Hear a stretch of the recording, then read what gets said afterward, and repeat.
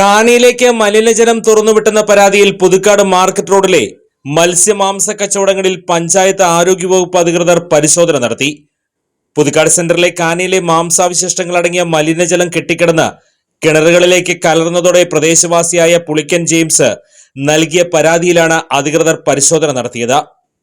കടകളിൽ നിന്ന് ഒഴുക്കിവിടുന്ന മലിനജലം വീടുകൾക്ക് മുന്നിലൂടെ പോകുന്ന കാനിയിൽ കെട്ടിക്കിടക്കുകയാണെന്നും ഈ പ്രശ്നത്തിൽ പരിഹാരം കാണാൻ വർഷങ്ങളായി പരാതിയുമായി നടന്നിട്ടും അധികൃതർ നടപടിയെടുത്തില്ലെന്നും ജെയിംസ് പറഞ്ഞു.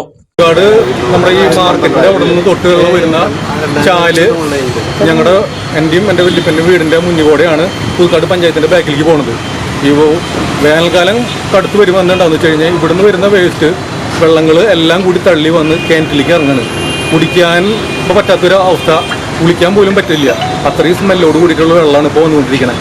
ഒരു 5 വർഷമായിട്ട് പുതുക്കാട് പഞ്ചായത്തിൽ പരാതിയും കാര്യങ്ങളൊക്കെയും കൊടുക്കുന്നത്. എല്ലാ കൊല്ലം ശരിയാക്കാം, നോക്കാം, പിടിക്കാം എന്ന് പറഞ്ഞു അങ്ങനെ ഓരോ കൊല്ലങ്ങൾ കടന്നു പോവാണ്.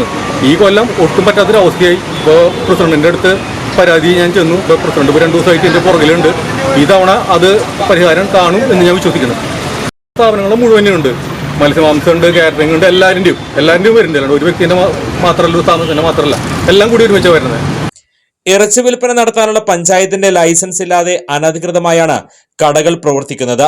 രാത്രികാലങ്ങളിൽ അറവുമാലിന്യം ഉൾപ്പെടെ കാനിയിലൂടെ ഒഴുക്കിവിടുന്നത് പതിവാണ്. നിരവധി വ്യാപാര സ്ഥാപനങ്ങൾ പ്രവർത്തിക്കുന്ന പുതുക്കാട് സെന്ററിലെ കാനിയിലെ മലിനജലം കെട്ടിക്കിടന്ന ദുർഗന്ധം വമിച്ചിട്ടും ഈ കടകൾക്കെതിരെ യാതൊരു നടപടിയും എടുക്കാത്തതിൽ വ്യാപകമായി പരാതി ഉയർന്നിരുന്നു. ഇതിനിടെയാണ് വീട്ടുകാരുടെ പരാതിയിൽ അധികൃതർ പരിശോധനയ്ക്കെത്തിയത്. പഴയ മാർക്കറ്റ് റോഡിലെ ഇറച്ചിക്കടകളിൽ നിന്ന് മലിനജലം പുറത്തേക്ക് ഒഴുക്കിവിടുന്നതായി അധികൃതർ കണ്ടെത്തി. എല്ലാ കടയുടമകളെയും നോട്ടീസ് നൽകി വിളിച്ചു വരുത്തി പഞ്ചായത്തിൽ യോഗം ചേരുമെന്നും അടിസ്ഥാന സൗകര്യങ്ങൾ ഒരുക്കാതെ പ്രവർത്തിക്കുന്ന കടകൾക്കെതിരെ തുടർ നടപടികൾ എടുക്കുമെന്നും സ്ഥലത്തെത്തിയ പഞ്ചായത്ത് പ്രസിഡന്റ് KM ബാബുരാജ് പറഞ്ഞു. ഈ മത്സ്യമാംസങ്ങൾ വിൽക്കുന്ന കടകളിൽ നിന്നുള്ള വേസ്റ്റ് വാട്ടർ നമ്മുടെ പൊതു ചാലാണ് ഇവിടെ ഉള്ളത്. നാഷണൽ ഹൈവേയുടെ അതോറിറ്റിയുടെ കയ്യിലാണ് ഇപ്പോൾ ഇരിക്കുന്നത്. ഒരു തർക്കപരം ഉണ്ടെങ്കിൽ കൂടി പഞ്ചായത്തിൻ്റെ അധീനതയിൽ അല്ലെങ്കിലും ഇതിനെല്ലാം ഉത്തരവാദിത്വം പഞ്ചായത്തിന് ആണെന്നുള്ള കാര്യത്തിൽ സംശയമൊന്നുമില്ല. പക്ഷേ ഇവർ ഈ വെള്ളം ഇതിലേക്ക് വിടുമ്പോൾ ഈ പൈപ്പ് ലൈൻ പൊട്ടലും ഒപ്പം തന്നെ നടക്കുന്നുണ്ട് ഇതിനിടയ്ക്ക്.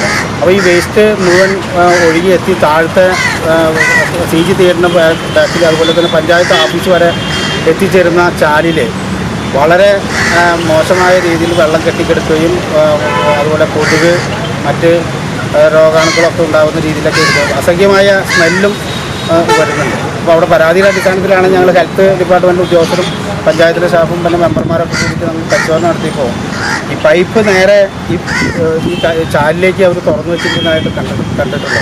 അടിയന്തരമായി അത് നിർത്തിവെക്കാനും ഉടനെ തന്നെ ഇതിനൊരു പരിഹാരം എന്നുള്ള നിലയ്ക്ക് എല്ലാം ടാങ്കുകൾ നിർമ്മിക്കാനുള്ള നിർദ്ദേശം ഞങ്ങൾ കൊടുക്കുകയാണ്. ഇവരുടെ ഈ കച്ചവടക്കാരുടെ ഒരു മീറ്റിംഗ് വിളിച്ചുകൊണ്ട് അവർക്ക് ഇത്തരത്തിൽ ഉള്ള ഇൻസ്ട്രക്ഷൻ ആരോഗ്യവകുപ്പിലെ ഉദ്യോഗസ്ഥരിൽ നിന്നും മേടിച്ച് കൊടുക്കുകയാണ് ഉദ്ദേശിക്കുന്നത്. ഇവിടെ മത്സ്യം അതുപോലെ തന്നെ മാംസം വിൽക്കുന്നതിനും നമുക്ക് നിയമത്തിൽ നിന്നുകൊണ്ട് അവർക്ക് ലൈസൻസ് കൊടുക്കാൻ പല സാങ്കേതികമായ ബുദ്ധിമുട്ടുകൾ നിലനിൽക്കുന്നതുകൊണ്ടാണ് ഇപ്പോൾ ഈ കച്ചവടം നടക്കുന്നത്. ഈ പ്രദേശത്തുള്ള ആളുകൾക്ക് മത്സ്യവും മാംസവും ഒക്കെ കിട്ടണം എന്നുള്ള ഇതിലാണ് ഞങ്ങൾ അവർ സേഫ്റ്റി മെഷേഴ്സ് എല്ലാം ചെയ്തുകൊണ്ട് ചെയ്യാനാണ് ഞങ്ങൾ നിർദ്ദേശം കൊടുത്തിട്ടുള്ളത്. അല്ലാതെ ലൈസൻസ് ഇല്ലാതെ നടത്താൻ നമ്മൾ പറഞ്ഞിട്ടില്ല, പഞ്ചായത്ത്. പഞ്ചായത്ത് അംഗങ്ങളായ CB Kodiyan, Shaju Kaliyankara, CC Somasundaran, health inspector CS Sahadevan, panchayat assistant secretary എന്നിവരും പരിശോധനാ സംഘത്തിലുണ്ടായിരുന്നു.